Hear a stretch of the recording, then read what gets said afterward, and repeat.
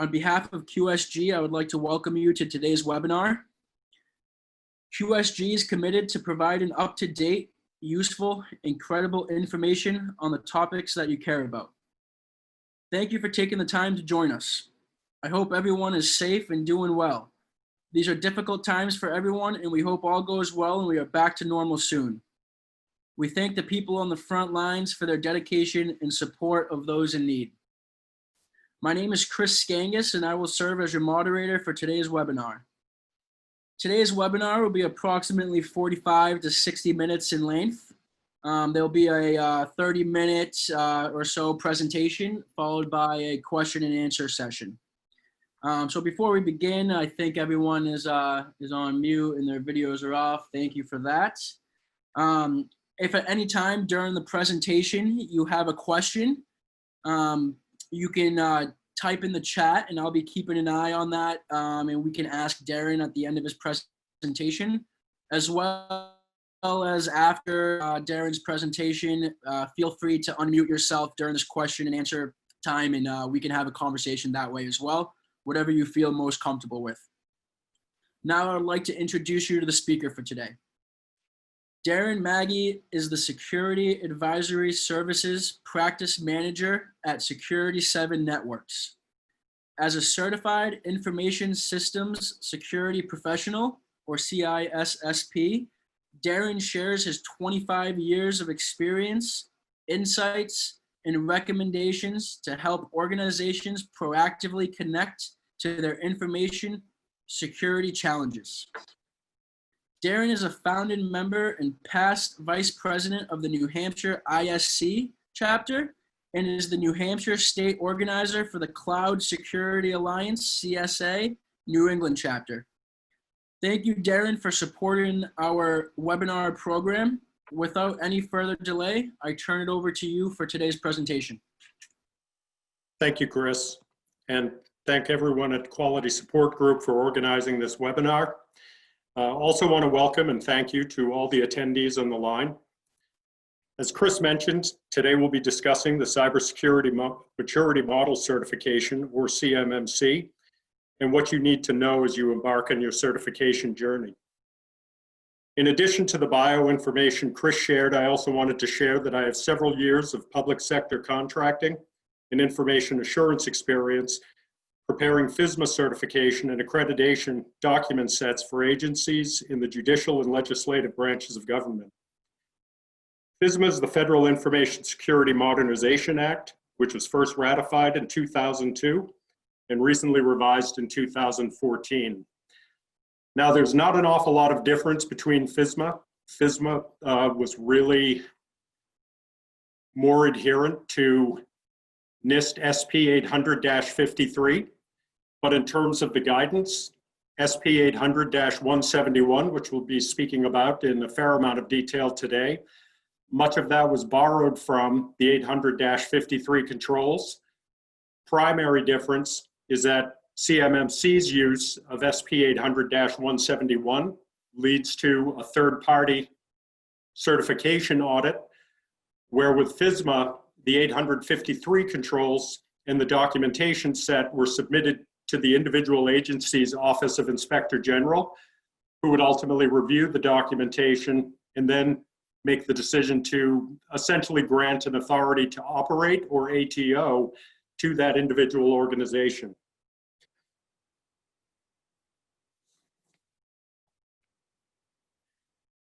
So, where we're coming from.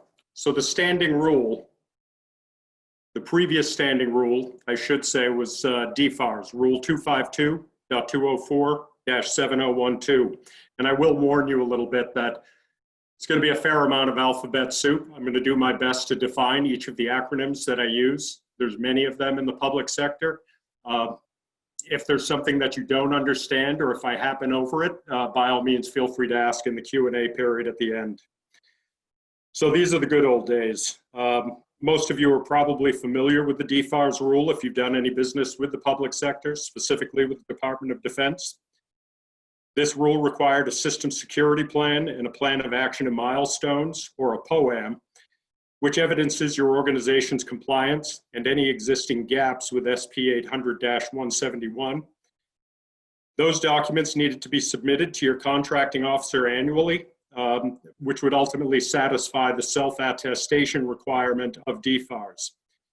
In addition, DFARS also required cyber incident reporting and also mandated that all of the requirements flow down through your supply chain. In essence, all of the contractors are required to monitor their subcontractors for DFARS compliance. This last point remains within CMMC, so it's an important point to consider. We'll talk about this a little bit more during the presentation, but it will require each of the organizations on the line or any of the organizations that are intending to certify against CMMC to have a pretty granular understanding of the composition of their supplier base and how that factors into the products or services that they're providing to DoD. So why CMMC? Essentially, DFARS didn't work, chiefly due to the self-attestation component, which resulted in many suppliers and members of the Defense Industrial Base, or DIB, in overstating their information security capabilities, thus increasing supply chain risks across the board. After many successful breaches, it was determined that an objective, auditable third-party attestation was necessary in order to secure the defense supply chain. So if you look at this slide, and of course DoD doesn't release breaches. Typically breaches are leaked. They don't necessarily like to share them. But there was a data breach of an Australian contractor in late 2016, which resulted in a compromise of CUI, or unclassified confidential information. Essentially, it was related to F-35 schematics. As you see, if you look at the image, there's a striking similarity between the US F-35 and China's J-31. Also, China's People Liberation Army, or the PLA, they were able to insert a tiny chip on the motherboards of servers that made their way into DoD data centers. This wasn't discovered by DoD. Ultimately, Amazon was preparing to acquire the company that was selling these servers, a company called Elemental Technologies.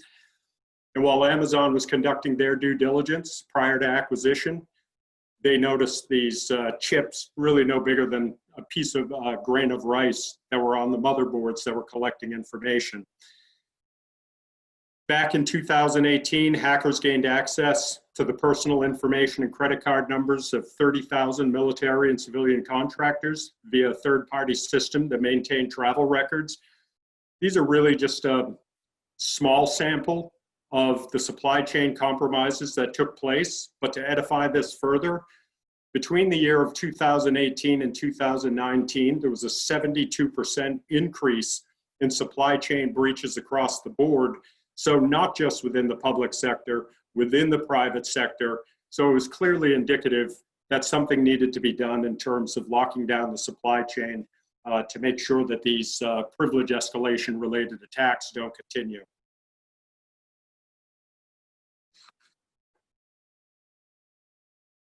So in a recent Deliver Uncompromised report that was published by MITRE, MITRE is an FFRDC, which is a federally funded research and development center. It was suggested that information security be added to the existing acquisition planning pillars alongside cost, schedule, and performance. This in part helped pave the way for the development and release of CMMC.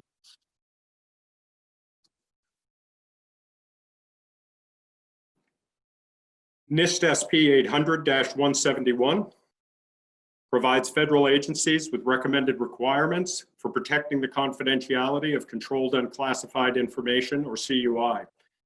So you would really look at SP 800-171 as a bit of a cookbook.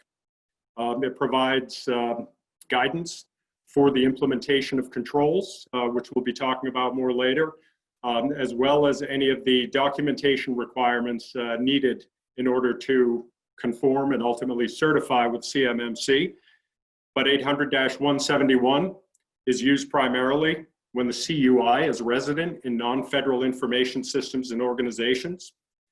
when the information system where the CUI resides are not operated by contractors of federal agencies or other organizations on behalf of those agencies, and where there are no specific safeguarding requirements for protecting the confidentiality of CUI.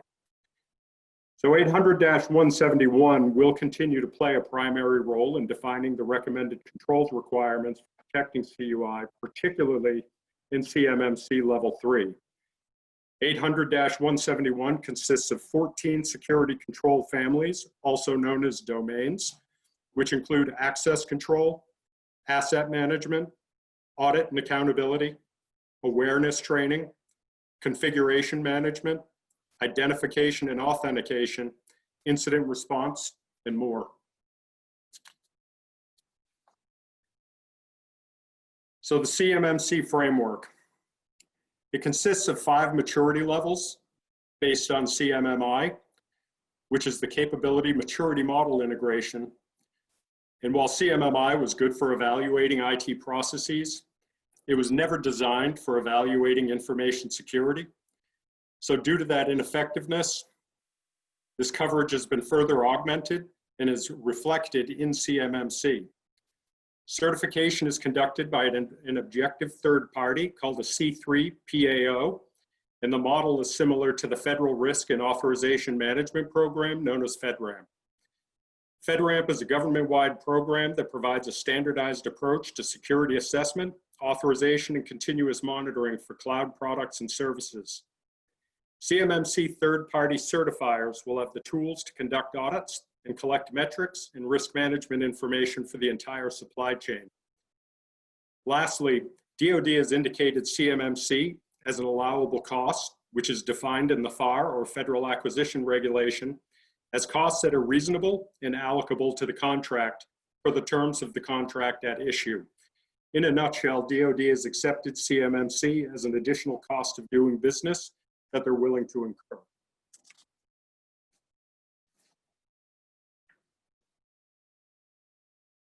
So some recent events and headlines germane to CMMC.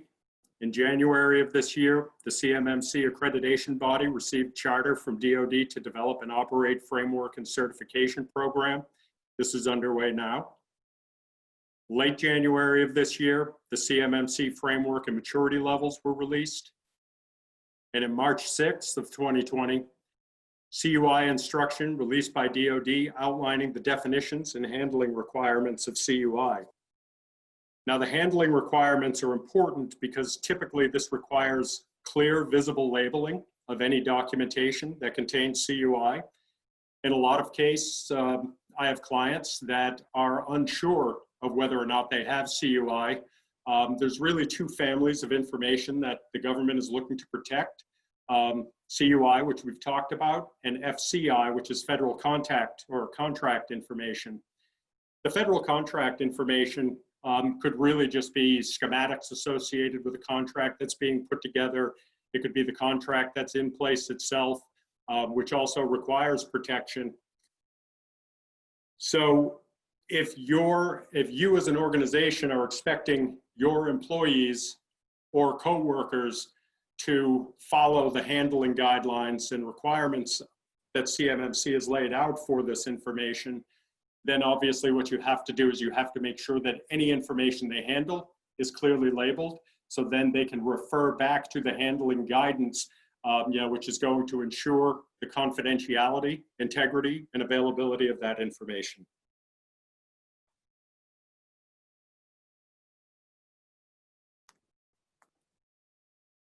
So the current timeline.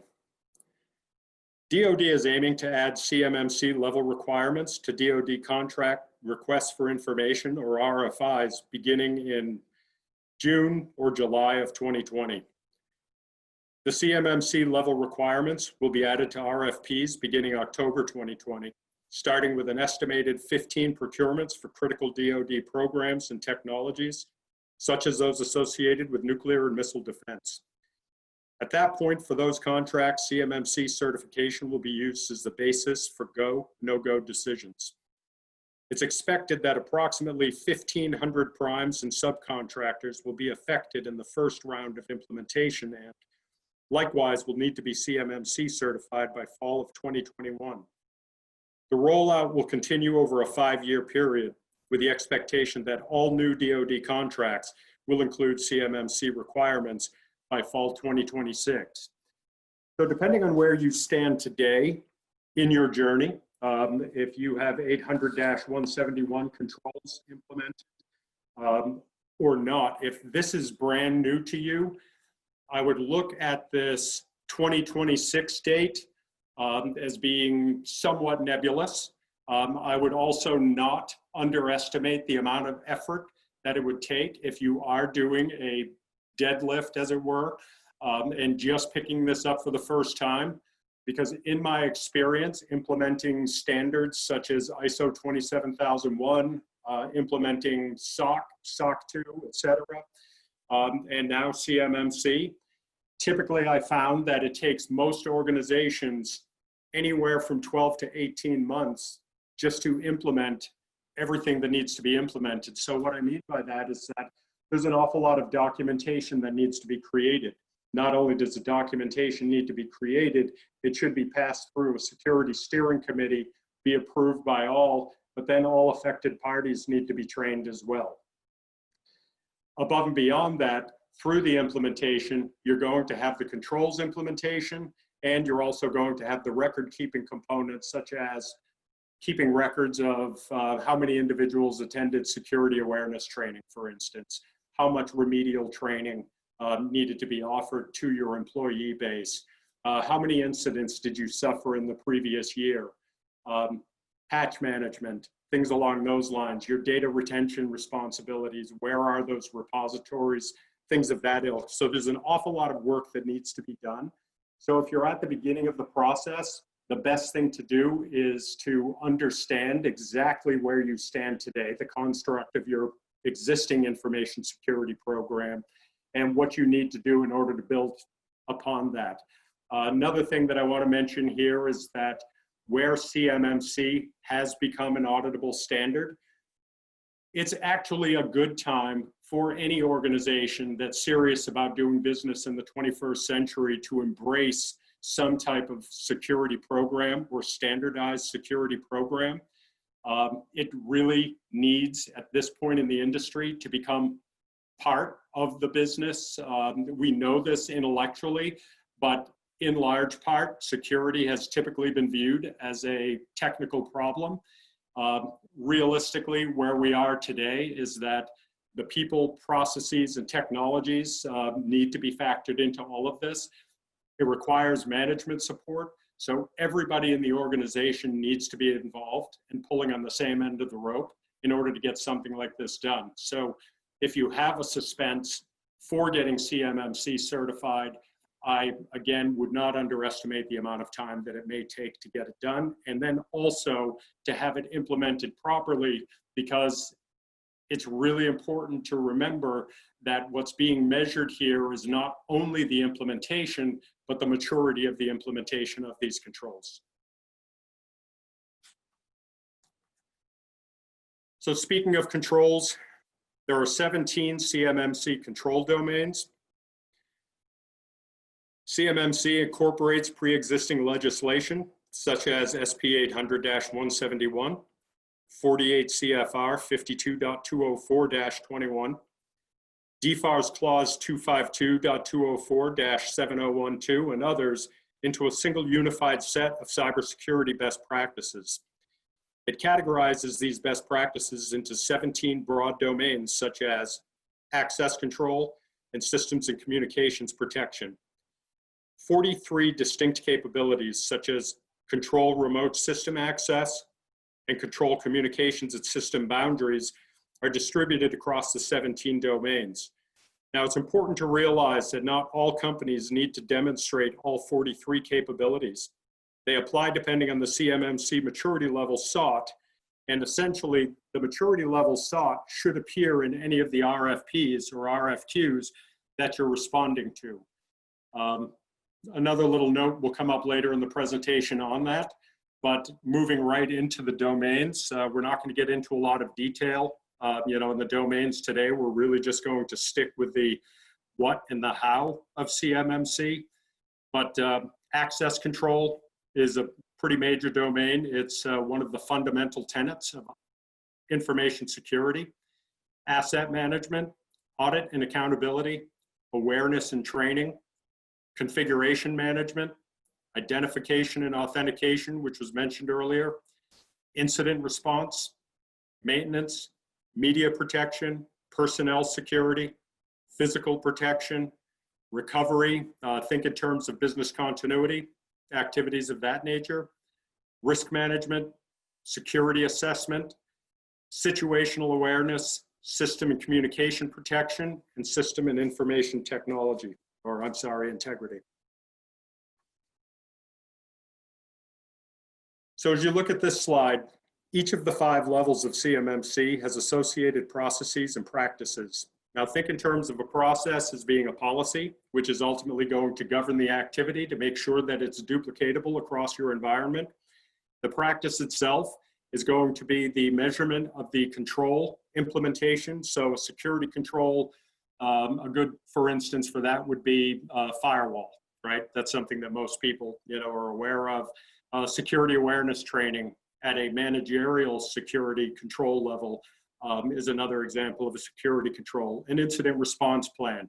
So various practices are going to be involved here, but again, it's important to know and maintain that the maturity of the implementation, how well they're working, how well oiled the implementation is, how have you operationalized these processes and practices across your environment.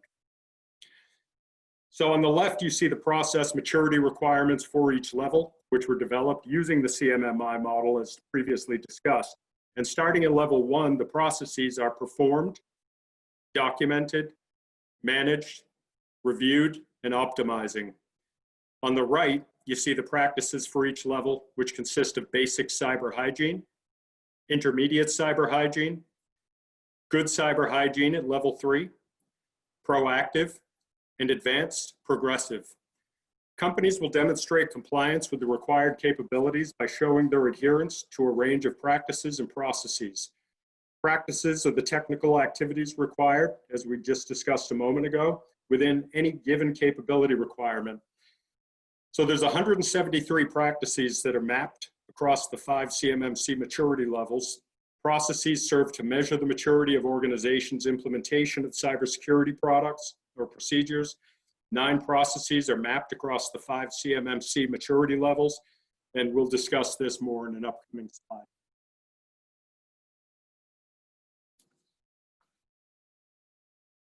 So looking at this table, you'll note that the CMMI level indicated in the far left column. Moving to the right in the next column, you'll note the number of required practices for each level. And in the column on the right, you can see the number of processes that are required for each of the 5 levels. So these levels actually build upon one another. So each of the preceding levels' practices and processes are carried forward into the next level. In my bulleted notes on the far right, you'll see that level 1 will be used primarily for organizations that are only safeguarding federal contract information.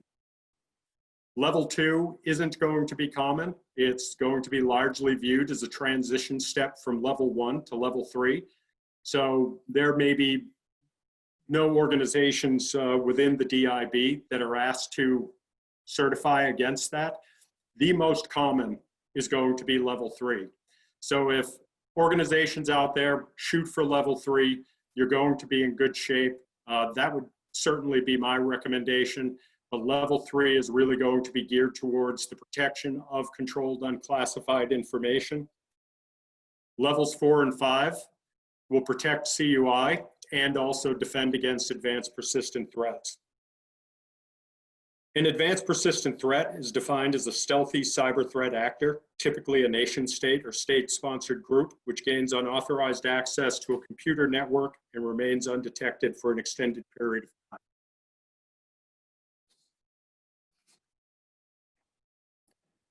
In this slide, we overview the processes required at each level. Level 1 is not measured for process maturity, but it does require documentation of select practices where required. So level 1 performed, 0 processes, but as I mentioned, select practices are documented as needed. Level 2, documented, has 2 processes. Each practice is documented, including the level 1 practice, and policies must exist that include all activities. Level 3, managed, 3 processes. Each practice is documented, including lower levels. Policy must exist that covers all activities, and a plan exists and is maintained and resourced that includes all activities. So this last bullet for level 3, plan existence, maintenance, and resource, it really calls upon that management support that I mentioned earlier, because whether the resources that are required are human or budgetary in order to fulfill this, there's also an expectation from a maturity standpoint that there will be continuous development. Level 4, reviewed. Again, you have practice documentation, which is required, including all of the lower levels, policy existence covering all activities, plan existence that includes all activities, and for level 4, activities are reviewed and measured for effectiveness. Results of the review is shared with higher level management. So in this, any folks that are familiar with ISO standards, for instance, may also be familiar with the management review cycles that are required, be familiar with the internal audit process that's required. So ultimately, these exercises within the ISO world are going to be carried over to CMMC.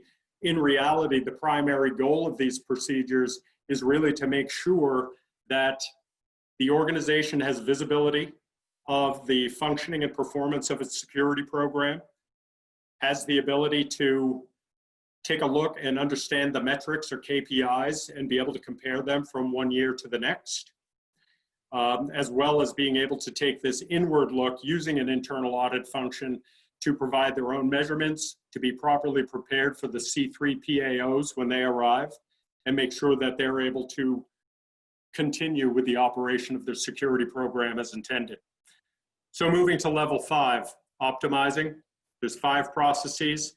I won't cover the previous 4, but the last is there's a requirement for a standardized documented approach across all applicable organizational units, which means that if your organization has somewhat of a decentralized function, you would ultimately at level 5 have to make sure that absolutely every operating division or business unit as part of that organization has been encapsulated within the CMMC security program.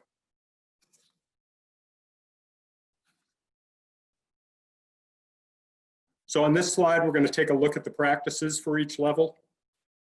In level 1, basic cyber hygiene, there are 17 practices.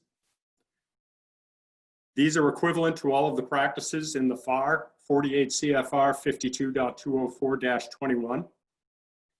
Level 2, intermediate cyber hygiene. Again, bear in mind that we're talking about the maturity of the implementation that's being measured. You need to comply with the FAR, the Federal Acquisition Regulation. It includes a select subset of the 48 practices from SP 800-171 Rev 1. And it also includes an additional 7 practices that further support intermediate cyber hygiene. For level 3, good cyber hygiene, there's 130 practices. Compliance with the FAR is mandatory. It also encompasses all practices from 800-171 Rev 1 and includes an additional 20 practices to support good cyber hygiene. So as I mentioned earlier, level 1 is going to be the de facto requirement within all contracts for the protection of federal contracting information. Level 2 will not be a common requirement just because it's viewed as a step between 1 and 3.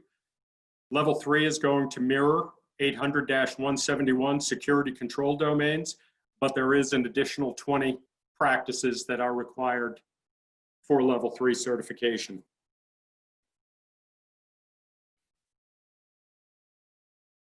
In levels 4 and 5, increased focus placed on defending against APTs, which we talked about. Levels 4 and 5 are specifically designed for DoD special programs and special projects.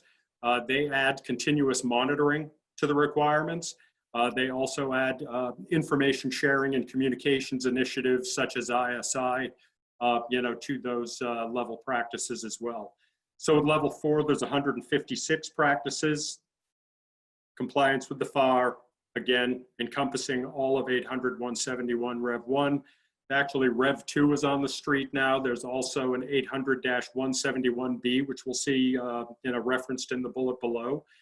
That's in draft form at this time, and it really serves as an addendum to better tighten up the relationship between 171 and CMMC. For level 4, there's also a requirement. It includes an additional 15 practices to demonstrate a proactive cybersecurity program. Level 5, 171 practices, and with level 5, it includes an additional 11 practices to demonstrate an advanced cybersecurity program. Again, most organizations are not going to be called to certify against level 4 and level 5. If you're currently doing business with DoD, ultimately you could contact your contracting officer at the prime contractor or contractor above you that you're working with, and you could find out from them if they've received any inkling at this point, which would be rare, but it's not impossible, as to what CMMC level you would be expected to certify against.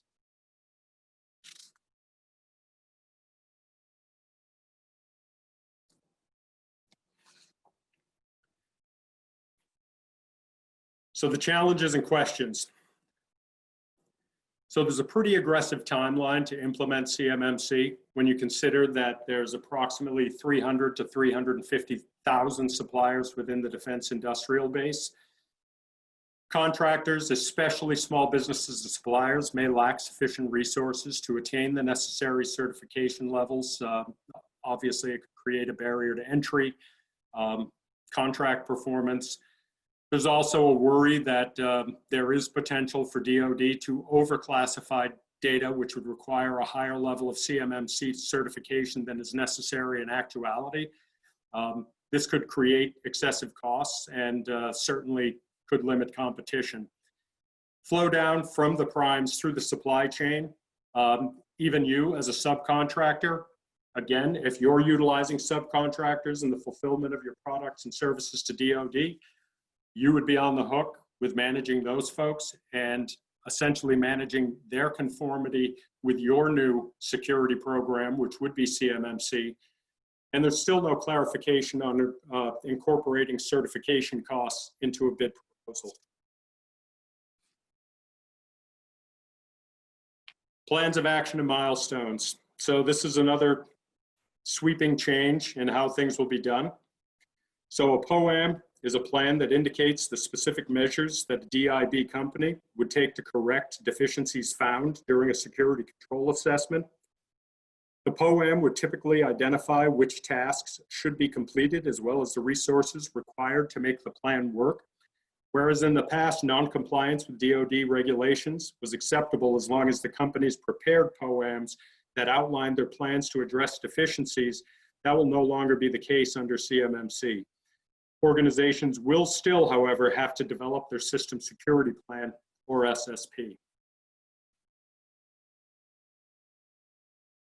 And you can see on the last bullet, achievement of required maturity level for each process will be required to achieve certification. Again, when you talk about any objective third-party auditable security standard, and then you carry that forward into the auditing community, the auditing community has a tendency to be very binary, black and white. Of course, this is subjective, can't use that broader brush on everyone, but typically the auditing community views things through two lenses. Time is money, and the second lens being, if it's not documented, it doesn't exist. So simply putting something in place, telling people about it is not going to be enough. It's going to require some pretty thorough policy documentation, including the underlying procedures, as well as any of the record keeping that shows that, and essentially you have to look at this documentation as evidence, because that's how the auditing community is going to look at it. So when you're putting documentation together and you're deciding on the records that you're going to keep, it should all be viewed as the evidence that you're going to keep. So that way you can present it to the auditors when they come in, and then you wash, rinse, and repeat.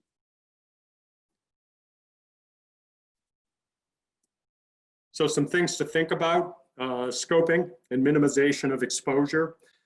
So lots of folks have CUI that's spread across their environment in multiple locations. You can actually do yourself a big favor by consolidating whenever possible all of that CUI onto a single network. Little sideline value associated with that is then you can concentrate your security controls, perimeter security controls, et cetera, around that repository of sensitive information. Heck, you can throw your PII in there, your financial information, et cetera, and then amass a pretty prickly exterior around it. Scoping is very important. So you want to try to reduce the number of systems that are in scope. In other words, don't let your accounting department use the same network as your missile R&D team. Another point is, wherever possible, you can offload functions such as security incident and event management to third-party IT providers. This is important because if any of you are familiar with the risk assessment process, typically your risk assessment output is going to require you to make decisions. The 4 primary risk decisions that you would make for each risk identified would be, I can avoid the behavior that contributes to the risk. I can transfer the risk. I can accept the risk, which you really can't use all the time. That would be way too convenient. Or I can mitigate the risk down to a level that the organization is comfortable with. So in terms of offloading, if you have a third party that has, say FedRAMP's reciprocity or FedRAMP, controls already in place, we'll talk about that more in a moment. If you have a third party that is providing you with some type of IT function that you don't want to source internally, or you don't think that you would be able to maintain organically, that is actually a form of risk transfer. Another way of putting that, if I were to jump over to the PCI world for a moment, is if you did not want your organization to bear the burden of processing pay card transactions, what most organizations do is they'll actually get a third party that conducts all of those transactions. They maintain all of the record keeping on their end. That keeps that card data off your network, so you're no longer the legal custodian of that information. So in the next bullet, reciprocity for FedRAMP certified organizations. If you have FedRAMP in place, an awful lot of what CMC is looking for was borrowed from the FedRAMP process. There is reciprocity there, so that's good. If you have it, if any of your vendors have it, that's good, because it's going to tell your auditors that ultimately you're dealing with known good suppliers. And when I say known good, I mean known good to a specified security standard. So that's very important. Understanding your reliance upon subcontractors. I discussed earlier, understanding that composition of your subcontractor base, how their services or products apply to what you're providing to DoD is going to be important, because you're going to have to manage their conformity. The single best way to understand what your current footing is against the CMMC process and security program is ultimately a gap analysis. So I'm not sure how many folks on the line are involved in this space already. We may be able to discuss that a little bit later, but consider a gap analysis, which ultimately is going to measure where you are today against the requirements of CMMC level 3, which is what I recommend. And ultimately the output of that gap analysis is going to indicate not only where you are compliant, but it's going to clearly indicate where you're not compliant. Those are known as the gaps. So those gaps are used to create a baseline from which you can begin your work and have a very finite understanding of what it is that you need to budget against, what it is that you need to provide in order to get you to that point where you are ready for CMMC auditors or the C3 PAOs to come in and provide that certification. But the gap analysis is extremely important tool in this process. So preparing for the CMMC certification process. The certification process remains unclear still at this point. Of course, this year's events, as Chris had mentioned at the beginning of this webinar, has provided some uncertainty and has clouded and just slowed initiatives down overall. But third-party certification will be required. We've talked about auditors a little bit. However, the training has just only commenced for the C3PAO assessors. Formal requirements for submitting assessment results and receiving your certification feedback is yet to be released. Assessment procedures are expected to be released in the coming weeks. So we're all going to have to kind of keep our ear to the ground on this to determine where this falls out. So at this point, we can go ahead and open up for questions. I know that was probably like going through It's a Small World on a jet boat, but like I said at the beginning of the call, really wanted to focus on the what and the how, because I didn't think it would serve anybody to do a deep dive into the security controls today, so much as understanding that this security standard should be viewed the same way as you would view ISO 27001, same way as you would view, say, SOC 2 compliance. There's an awful lot of opportunity to cross-map controls from one to the other. In fact, in 800-171, in Appendix D of that document, there is a cross-map over to ISO 27001 controls. I mention this because in reality, there's only so many ways you can say the same thing.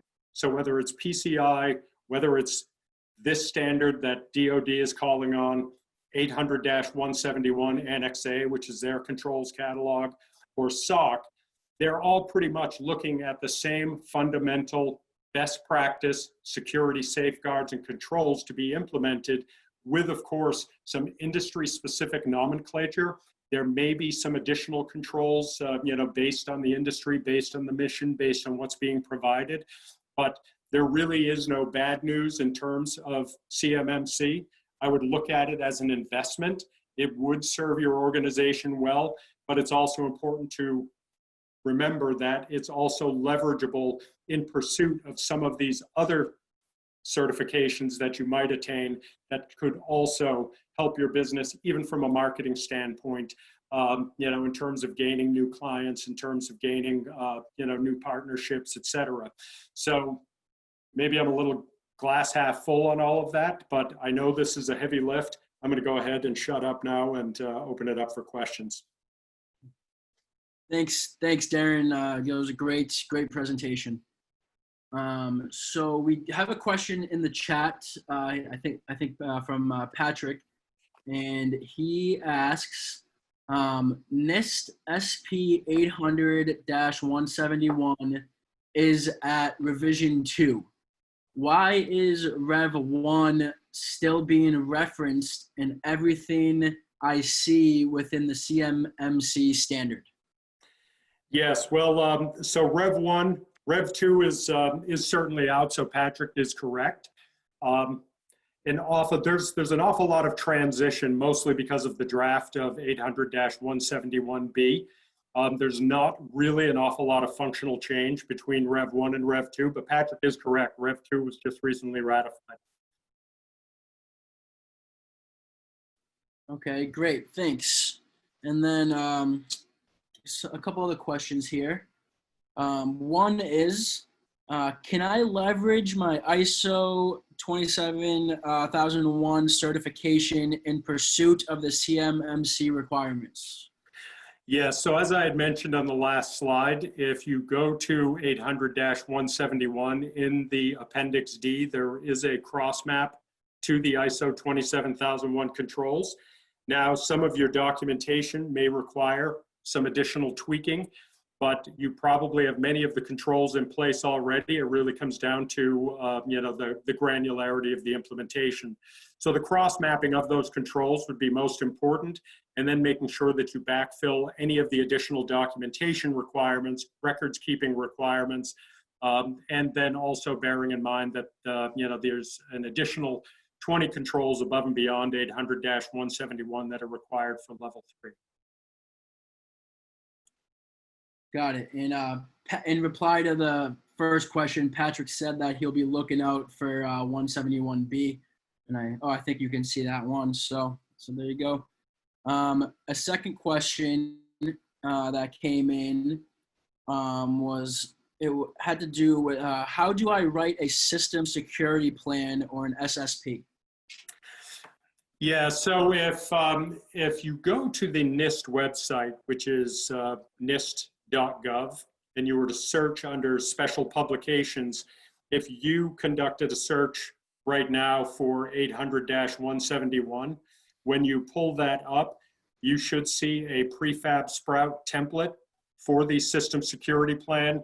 And they may even still have templates up there for plans of action and milestones. Now, while a plan of action and milestone is no longer accepted as a compensating control, that plan of action and milestone is still a very viable tool in terms of encapsulating all of the things that need to be done, as well as being able to assign resources to them, being able to assign resources being human or monetary, assigning or planting a flag at some point out in the future when you expect to be able to put a control in place or complete a task or action. So there's POAM documents up there as well, but really I would recommend that anybody take advantage of utilizing the POAM because it provides a pretty neat, clean space for you to consolidate all of the actions so you don't end up losing sight of them. Typically, you would never delete items off of POAM. You would just continue to add to it. And then from an evidentiary standpoint, you're really going to have something that you could show an auditor as a record that you are aware of all of the things that are going on in your network and that you have been working diligently to satisfy them. So that's where any of those completed items that are maintained on that sheet would come in handy. Got it. Thanks. And I think we had one more question come in. And it was, where can I get a copy of NIST SP 800-171 to become more familiar with the control families? Yes, so actually there again, go to nist.gov and you can search on special publications. That's what the SP stands for, search on special publications, and it'll pull up all of these special publications. So the good news is that all of the NIST guidance is open source, which means free. And typically it's in layman terms, as long as you can, kind of work through all of the acronyms and, some of the CFRs and other nomenclature that's used, but that document is freely available. And I believe that the draft version of 171B is up there at this point for review as well, if Patrick wanted to become familiar with that. Great, thanks, Darrin. I think we'll maybe give a few seconds, maybe 10 or 15 seconds or so. If anybody else has another question, please feel free to unmute and talk to Darrin, or you could put it in the chat. And if I don't see anything come soon, then I think that concludes today's webinar. So thanks a lot, Darrin. It was a great presentation. Really appreciate it. And if anyone has any follow-up questions for Darrin, please email me at Chris@Quality Support Group, and I can put you guys in touch to continue any conversations offline. So I hope everyone has a good day, and thanks for joining today's webinar.